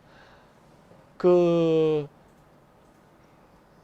막시즘에서는 뭐가 나오냐면은 원시 공동사회, 농경 봉건사회, 그 다음에 자본주의 사회, 그 산업사회죠. 그 다음 사회주의, 그 다음에 공산주의로 간다라고 믿는 거예요. 근데 엘빈 토플러의 제3의 물결이라는 책을 보면 뭐가 나오냐? 이 역사 발전에 대해서 이야기할 때 처음에는 맞아요. 그런 식으로 나가. 막시즘처럼 비슷해요. 원시 공동사회에 있었어요. 그 다음에 또 뭐야? 농경사회에 있었어. 그 다음에 산업사회에 있었어. 그 다음 뭐가 돼요? 정보사회로 가는 거예요. 사회주의가 아니야. 정보사회로 가는 거예요. 근데 지금 보면 맞죠? 선진국들 다 정보사회로 가지 지금 사회주의를 안 가죠? 지금 여러분들이 쓴 스마트폰 자체가 벌써 우리가 정보사회로 들어갔다는 소리입니다. 정보사회로 가고 있는 거예요. 정보사회 다음에 뭐로 간다고 보느냐? 간의 전자 수공업 시대로 간다고 보고 있어요. 간의 전자 수공업. 그게 뭐냐? 그 과거 중세 봉건 시대 때처럼 각자 소규모 상인이 생긴 거예요. 예를 들어 일본에 가면은 뭐 100년 된 뭐 라면집 이런 거 있잖아요. 이런 것처럼 이제 다시 그 각각의 가정이 자기의 그 가족 경영을 하게 되는 소규모의 그런 회사가 앞으로 탄생하는 거예요. 앞으로 공룡 같은 대기업은 사라지게 됩니다. 점진적으로. 지금 우리 이 방송 보세요. 지금 저 유튜브 방송 하잖아요. 지금 공중파 방송 누가 봅니까? 그 큰 조직을 갖고 있으면서도 사람들이 시청률이 안 오르니까 지금 적자 보고 있잖아요. 다 이렇게 소규모로 이게 그런 간의 공업이 발달하게 되는데 간의 수공업이 아니라 간의 전자 수공업이에요. 전자가 들어가요. 왜? AI가 생기거든요. 그리고 3D 프린터가 개발된다고. 그래서 이제는 여러분들이 모든 거를 다 만들어냈어요. 심지어 앞으로는요, 제가 봤을 때 자동차 같은 거 있잖아요. 자동차 판매 안 할 겁니다. 왜? 자동차 만들어 놓으면은 자동차 만들 노조 새끼들 개지랄 떨잖아요. 뭐 또 임금을 내달라. 그런 거 왜 해, 그만. 자동차 회사는 앞으로 자동차를 만들지 않고 설계만 할 거예요. 설계만. 예를 들어서 에쿠스 하면 에쿠스 설계도만. 그러니까 지적재산권이 중요해지는 시대가 돼요. 지적재산권이 있고 돈이 되는 시대가 되는데 설계도만 있는 거예요. 그럼 뭐 하는 거예요? 나는 그 에쿠스 설계도를 돈 주고 사는 거예요. 왜? 3D 프린터로 찍으면 되니까. 그 설계도 정보만 딱 프린터에 집어넣으면은 알아서 컴퓨터가 짜자자자자 해서 만들어내죠, 물건을. 근데 이거 에쿠스는 좀 큰 예고, 그 컵이라던가 이런 간단한 도구들 있죠. 이런 건 집에서 만들고 자동차 같이 좀 복잡한 거는 아마 마을 단위로 일종의 우리 그 문방구처럼 프린터기가 있을 거라고요. 그럼 거기서 하면은 예를 들어 설계도에다가 껍데기는 뭐 티타늄, 뭐 바퀴는 고무 이런 식으로 그 재료까지 정해갖고 그 설계도에 딱딱 들어가면은 그 3D 프린터가 복사를 하면서 그 재료를 선별을 해갖고 프린팅을 한다고요. 각자의 모습을. 그런 제품이 나올 거예요. 그러다 보니까 어떻게 돼요? 이제 자동차 공장이 됐던 삼성전자 같은 전자제품 회사가 물류 창고를 지을 필요가 없는 시대가 되는 거예요. 그러니까 물류가 없어.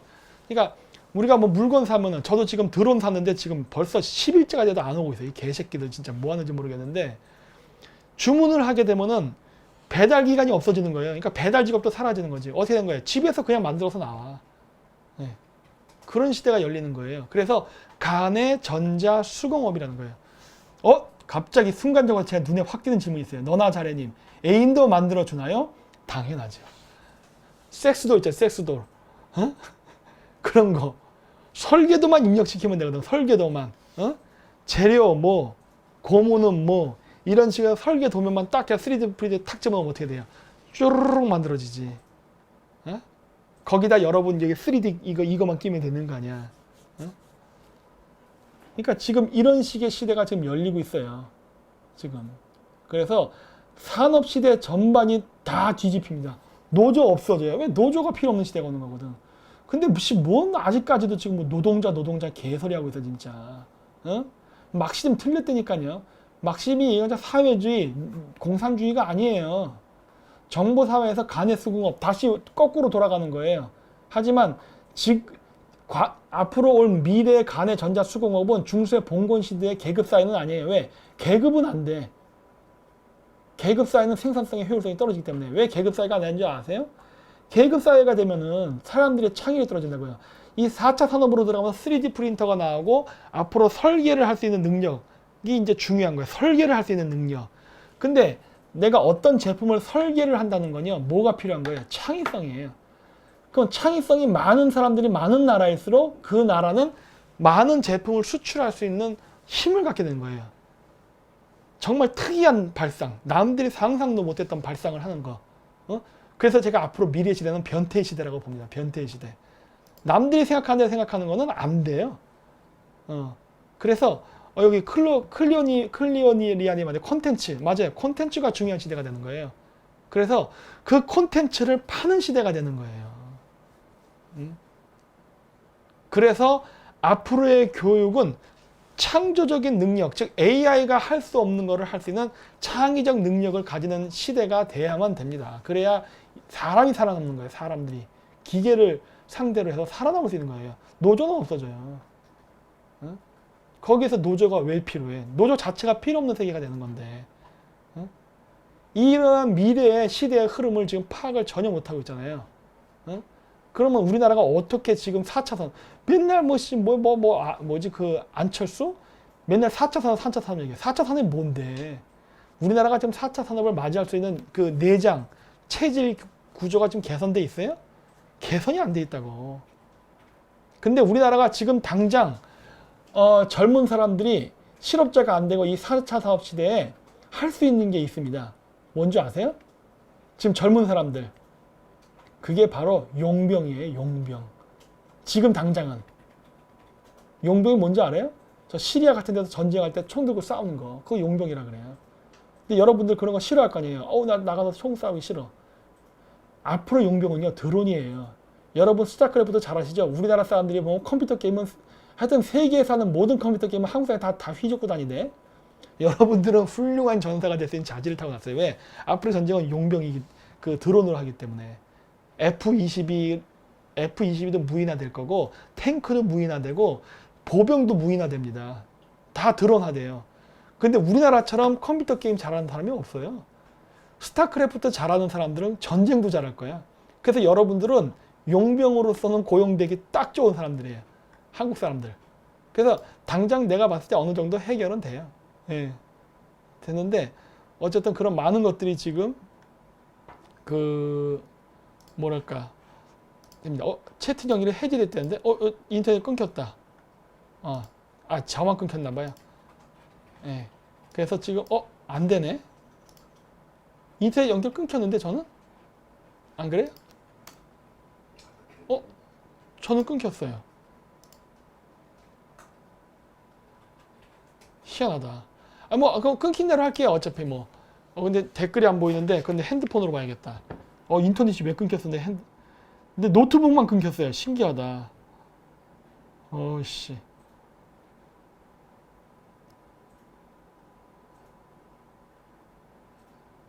이런 식으로 자꾸 겐세를 놓다니, 자식들. 그래서 지금 많은 것들이 지금 계속 지금 바뀌고 있습니다. 그래서 우리나라 지금 4차 산업 대비하려면요. 지금 새로운 시대를 흐름을 읽어야 돼요. 과거 1차 농업혁명에서 2차 산업혁명으로 바뀔 때 많은 사람들이 실업자가 되고 굶어 죽습니다. 왜? 바뀐 시대에 적응 못해가지고. 우리나라 지금 그거 준비해야 돼요. 제 컴퓨터는 아직도 연결이 안 돼요. 지금 끊겨 있어요. 갑자기 끊겼어 지금. 어이씨.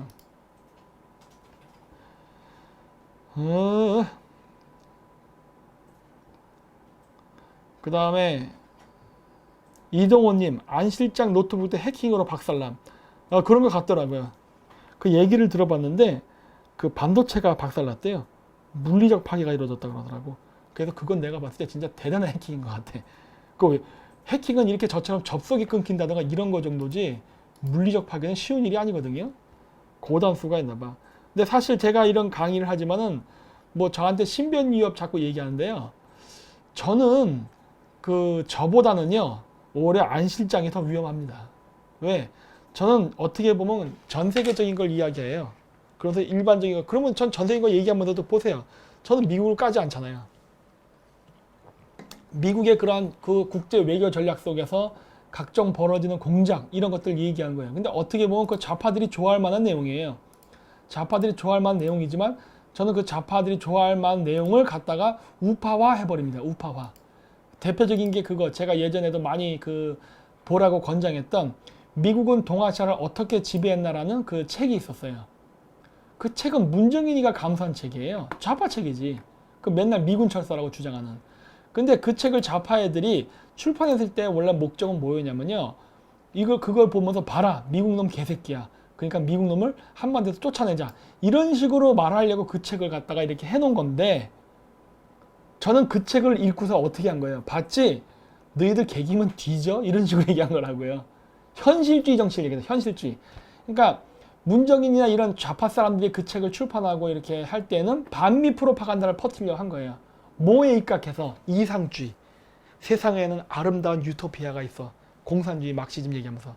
이런 건데 저는 그게 현실주의잖아요. 세상은 더러운 거야. 이 더러운 세상 속에서 양립강식 속에서 살아남기 위해서는 강해야 살아남고 그리고 이기는 자 편에 줄을 서야 된다. 근데 이기는 자 편에 서지 않고 병신짓 했던 일본의 수상들이 어떻게 뒤졌는가를 잘 봐라. 이런 식으로 내가 강의를 해놨다고요. 그 책 절판됐어요. 그 책이 오히려 좌파들의 반미 프로파간다에 그게 뭐야 마이너스가 돼버렸거든. 응? 제가 항상 하는 전략이죠. 상대방의 것을 가지고 싸운다. 전형적인 어떻게 보면은 그 뭐랄까 뭐 박사님은 저그인가요? 아니 나 프로토스 좋아한다니까. 그 프로토스의 다크엔젤 합성하면 상대방 전향시키는 거 있잖아요.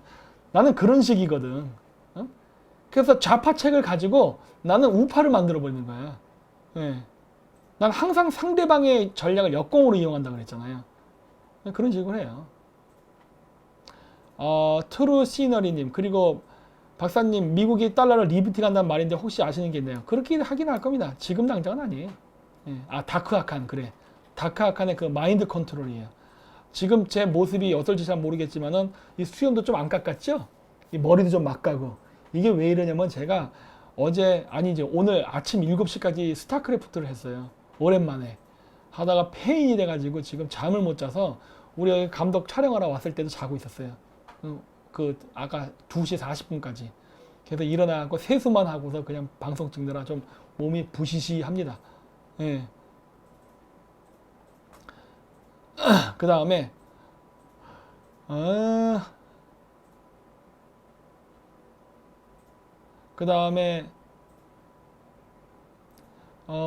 스타크래프트 얘기하니까 그거 안 돼. 우리 스타크래프트 한번 대회 하려고 하는데 지금 스타크래프트 대회. 네? 제가 스타크래프트를 잘은 못해요. 여러분들 스타크래프트 젊은 애들은 알까? 이게 3, 40대는 알 거예요. 요즘은 이제 많이 안 하니까. 근데 우리 스타크래프트 대회 하려고 그래요. 고수 빼고. 우리는 고수 초청 안 해. 재미가 없어 고수가 막. 아마추어끼리 해야지. 싸움은요. 이렇게 싸우는 것보다 이렇게 싸우는 게 맛입니다. 개싸움. 어? 너무 잘하면은 재미가 없어 그것도. 아마추어끼리 또 싸우면서 치열하게 해야지. 나도 여기 참가해갖고 나도 스타 하려고 하는데 나도 1승은 거둬야 될 거 아니야. 어? 프로게이머인데 붙잡고 개작살라면 되겠어? 그래서 참가 자격은 프로게이머와 중프로게이머는 참가 자격이 없습니다. 스타크래프트 초보만 환영합니다. 20대도 대환영. 왜? 스타가 뭐예요? 하는 분들 있잖아요. 그런 분들 대환영이에요. 왜? 내가 죽여버리게. 어? 저도 한 몇 승 좀 거두고 싶어서. 그래서 스타크래프트 그 대회를 하려고 그래요. 제가 오늘이나 내일 중에 PC방도 한번 섭외해보고 할 거예요. 그래갖고 제가 오시는 분들 내가 탕수육은 제가 쏠게요. 다른 분이 또 짜장면도 쏘겠다는 협찬이 들어왔으니까 한번 우리 그렇게 해서 스타크래프트 대회를 하면서 한번 한 점심서부터 해서 저녁까지 한번 날밤 까고 한번 해보자고요. 그리고 원래 PC방에서는 짜장면이 제맛이거든. 약간 식은 짜장면. 원래 짜장면을 저는 원래 중국집 가서 먹는 걸 좋아하지만 PC방에서 이 늘러붙은 왜 짜장면을 갖고 왔는데 키보드 앞에 놓고 맨날 전쟁 키보드 조작하느라 짜장면 불어 터진 다음에 나중에 막 그거 먹잖아요. 그 맛이 또 장난이 아니라니까. 그래서 그거 좀 하려 그래요. 그리고 중계되냐고요? 당연히 중계되지. 중계되죠. 그래서 중계되는 PC방을 지금 저희가 섭외하러 가는 거예요. 왜? 그 게릴라 방송 실시간 스트리밍을 스타크래프트 대회를 해버리려고. 그런 생각을 지금 하고 있어요. 그래서 날짜 같은 것도 나중에 공지할 거예요. 참가자도 모집할 거예요. 그래서 근데 처음에 토너먼트를 할까 생각했는데 그랬다가는 프로게이머가 붙을 것 같아서 안 해. 그냥 우리가 선착순 몇 명만 딱 뽑을 거예요. 그냥. 구경 오실 분들은 구경 오세요. 그 구경하는 것도 된다 그러대. 그 좌석 같은 거 다 마련돼 있고 그래가지고 그런데 할 거예요. 그리고 이긴 사람한테는 경품이 있습니다. 선물 있어요. 제 옆자리에 지금 있는데 제 동생이 옛날 때 또 블리자드사를 다녀갖고 그 미제 또 이 경품이 많아요. 보여 이거? 존나 크죠 이거. 이게 뭐지 이름이? 타우란 소의 신 보이죠? 좀 더 가까이 가볼까 이렇게 이거 또 많아요. 경품 존나 많아. 또 여기 있어. 또 이것도 있어. 뭐 이런 거. 그다음 여기 뒤에 보면 여기 엘프 뭐 이런 거 있죠? 이런 캐릭터들 존나 많아요. 그래갖고 내가 이것도 돈 주고 샀어. 내가 돈 주고 샀어요. 그래서 이거 해가지고 이긴 사람 1, 2, 3등까지만 조도 안 가진 참가하지 마시죠. 이거 뭐야? 종진사파로 참가 안 시킬 거야 내가. 이름 기억해뒀어. 그래가지고 일단은 뭐 누가 이거 또 누가 또 이거 뭐 서예원 아직도 철이 안 들었네요. 장가를 가야 철이 들까? 이분도 참가하지 마 이거. 다 강퇴시켜 버릴 거야. 참가 신청해도. 이런 재미라도 있어야지. 이런 재미라도. 그래서 어쨌든 간에 이거 대회 하면서 짜장면 먹으면서 한번 이렇게 해보려고 그래요. 예. 그 다음에 또 뭐 있을까? 초딩한테 개박살 날 듯. 황극. 내 실력 한번 보고 할 거야. 실력 안 좋은 애들만 내 쪽으로 집어넣어야지. 그래서 결승전 나도 진출할 거야. 내가 대진표를 내가 조작해갖고 나도 한번 16강 한번 진출해봐야겠어. 그 다음에 호호호 게임은 젬병이라 구경 가야지. 참가하세요. 이런 분 꼭 참가해야 돼. 왜? 그래야 내가 다구리를 쳐서 이겨버리지. 못하는 분들은 꼭 참가하세요. 저는 잘하는 사람들 절대 안 해. 최 대표님 대진표도 공작 당연하죠. 이 세상에 평등하지 않다고 했잖아요. 내 마음이지 뭐. 승부 조작할 거예요. 나도 1승은 거둬야 된다니까. 1승은 거둬야 돼 나도. 나도 스타를 안 해봐가지고 컨트롤 자체가 안 돼요 지금. 그 다음에 아침마다 초딩 때처럼 몰리는 거 아니야? 요즘 초딩들이 이런 거 알려나? 모를 텐데. 그리고 알데바란 닉님 얍삽해요. 전 얍삽한 인간이에요. 뭐 밑에 이기적인 자가 이기는 자가 정의. 그래 이런 사람 올로님 이분이 게임의 규칙을 안 해. 이렇게 하는 거야 원래. 인생은 불공평한 거예요. 나폴레옹님 뇌물도 통하나요? 통합니다. 짬뽕 쏘세요 짬뽕. 빨무로 갑시다. 좋아. 나도 원래 빠른 무한 좋아해요. 난 이거 에너지 막 확보하고 하는 거 진짜 머리 아프거든. 나도 어저께 제가 빠른 무한으로 새벽 오늘 아침 7시까지 1대7로 싸웠거든. 빠른 무한 한 대신 전 컴퓨터 7명 상대로 싸우거든요. 하여튼 그랬어요. 그 다음에 펭귄 부동산 여자 50% DC 여자 대환영. 여자들이 스타크래프트 잘 못하대. 내 쪽으로 다 이렇게 집어넣어놔야지. 다 굴쳐버려야지 그냥. 응? 하여튼 그래서 요것도 한번 저희가 공지를 할게요. 그래서 지금 하려고 하는데 요즘 제가 9월 중순까지는 좀 바빠요. 몽골도 가야지 뭐 촬영도 해야지 뭐 일이 많아갖고 지금 너무 많아서 바빠서 못하는데 9월 이제 중순 지나고 나서 우리 추석 끝나고 나서부터는 좀 한가할 것 같아. 그래서 그때는 이제 좀 스타크래프트 대회를 게릴라 방송으로 한번 해보려 합니다. 사실 이렇게 칙칙하게 이 조그만 방에서 이거 게릴라 방송한 것도 재미없어. 그래서 저는 제가 할 때는 대신에 그거 할게요. 이 게릴라 방송 틀어놓고 여러분 채팅 보면서 스타크래프트 게임 할게요. 질문에 답하면서 게임 할게요. 대신 저는. 응? 그게 저의 핸디캡이지. 대신에 졸라 못하는 애들만 내 밑으로 깔아놓고 살 거야.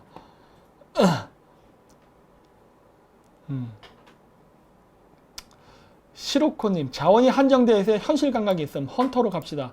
시로코님은 헌터 하세요. 저는 무한으로 할게. 그래서 1대1로 맞짱 떠보자고. 그 다음에 뭐 어쩌고 박사님께 스타크래프트 젊은 애들 섭외 많이 하소서. 아, 그쵸. 해야죠. 어쨌든 졸라 못하는 사람 대환영, 잘하는 사람 환영하지 않아요. 손석희님 저 못합니다. 이거 사기성이 존나 짙어. 이런 거. 이미 내가 못하는 사람만 참가시킨다고 했을 때 남자 이름이잖아. 요런 이름은 이거 사귈 가능성이 있어요. 이거 분명히 이거 잘하는데 지금 겸손한 척 하는 거야. 어? 괜히 내 쪽 대진표에 나왔다 나만 개박살 날 가능성이 높아요. 듀크 뉴캔님, 여장 남자는 오히려 응징함. 그렇죠. 당연하죠. 응? 뭐 도라지 드시라고요. 아니 저 뭐 목 하는 거 하는데 저는 원래 목이 태어날 때부터 안 좋았어요. 그래서 목이 잘 쉬어요. 예, 뭘 먹어도 그렇더라고. 그 다음에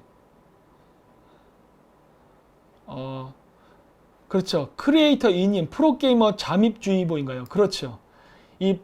우리의 스타크래프트 순수한 아마추어의 올림픽 정신을 하는데 만약에 프로게이머가 들어온다면 색출할 겁니다. 이 프로게이머를 색출하는 것도 우리 방에 들어와 있는 뿌락지들을 색출하는 거를 색출해내기 위한 일종의 훈련이라고 생각하면 돼요.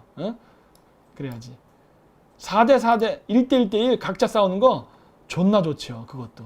말로는 그 프리포 각자 한다고 해놓고서 짜고서 셋이서 힘 먹고서 다구리 쳐도 되거든.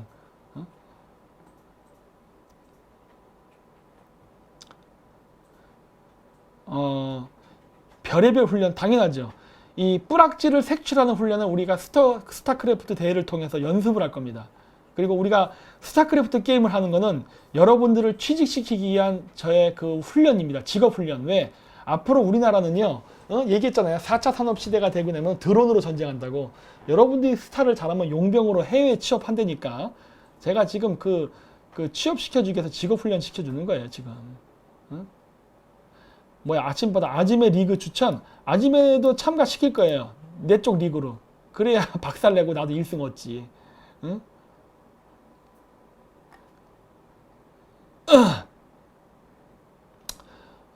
이영호가 2대1 이긴 적이 있던데. 이영호? 이영호 씨 잘해요? 2대1로 이기게? 오, 저런 사람은 우리가 3대1로 붙어봐야 돼, 그러면.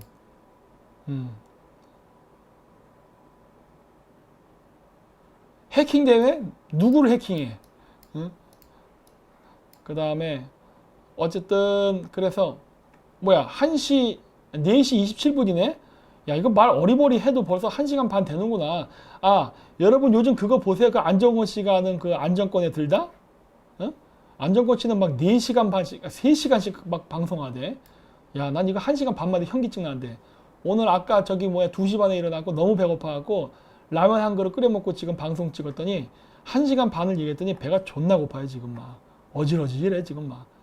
그래갖고 밥을 또 먹으러 가야 될 것 같은데, 보니까 보고 있는 분들 계시네요, 벌써. 그거 제목이 안정권에 들다예요. 내가 한번 쳐볼까? 안정권에 들다. 이거예요, 이거.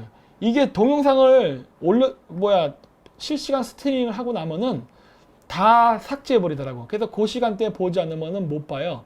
근데 물론 그 방송을 길게 하다 보니까 4시간씩 방송하고 하니까 좀 늦게 봐도 다 올해는 볼 수 있는데 그것도 재밌습니다. 근데 여러분들 거기 가서 그 구독자 수 좀 늘려주세요. 지금이라도 가셔가지고 이렇게 구독 신청 많이 해놓으시라고. 예. 지금도 벌써 구독자가 1,500명인가? 꽤 되는 것 같던데. 그리고 어제도 그 실시간 시청한 사람이 570명이야. 570명이면 뉴스타운보다도 많아요.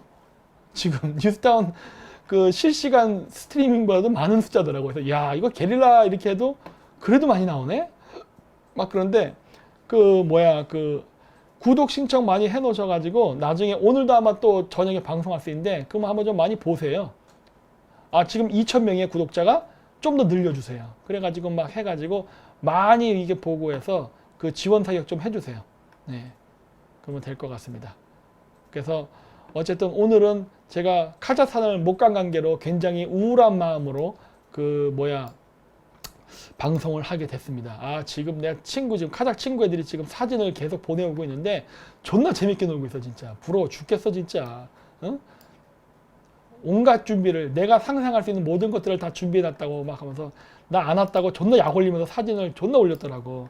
너 안 온 거 후회하게 될 거야, 막 그러고. 지금 존나 후회돼요, 지금. 못 가가지고.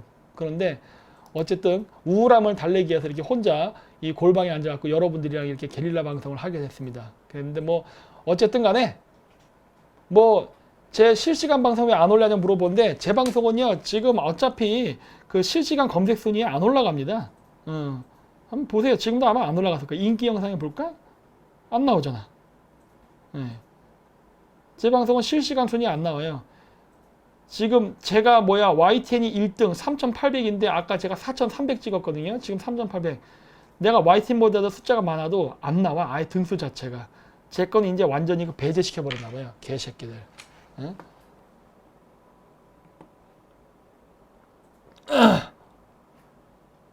어쨌든 간에 뭐야 이건 또. 뭐야. 뉴스탄에서 김 박사 욕한 거 들었다고? 그게 뭔 소리야? 누가 날 욕했어요? 나 욕 들으면 난 가만히 안 있는데. 응? 나는 조금 성격이 달라요. 나는 젠틀하지 못해. 그런 부분에 있어서. 내 거 댓글 많이 보셨죠? 제 유튜브에. 나는 상대방이 욕을 하면요. 끝까지 욕해요. 새벽 내가 밤새고 한다고 하잖아. 누구든 개기는 놈한테는 나는 몰라. 이슬람 국가에서도 보자도 난 지하드 선포해. 개겼어? 좋아. 끝까지 가보자고. 어쨌든 뭐 나한테 이제 그런 얘기 들리면은 이제 증거만 잡히면 이제 나도 가만히 아니지. 조져버리지. 그래서 뭐 어쨌든 뭐 저는 뭐 오늘은 방송은 여기까지만 할게요. 오늘 카자흐스탄 못 간 기념으로 안 되겠어요. 꽁 대신 닭이라고 여기 중국집 가서 양꼬치나 먹고 와야겠어요. 그래서 이제 오늘 방송은 이렇게 해서 마치도록 하고 어쨌든 스타크래프트 대회 할 거니까 잘 보세요. 모집 공고 우리가 20명 정도 뽑을 거니까 숫자 차면은 바로 딱 잘라버릴 거예요. 그러니까 맞춰가지고 잘 보시고 계시다가 우리가 공지 날리면은 그때 잽싸게 신청하십시오. 어쨌든 탕수육은 제가 쏩니다. 네. 그래서 오늘은 이런 식으로 게릴라 방송을 짧게 마치도록 하겠습니다. 저도 지금 밥 먹으러 가겠어요. 배고파. 지금 제 앞에 카메라가 2개로 보이기 시작했어요. 1개인데. 네, 그럴게요. 네, 마칠게요. 안녕히 가십시오.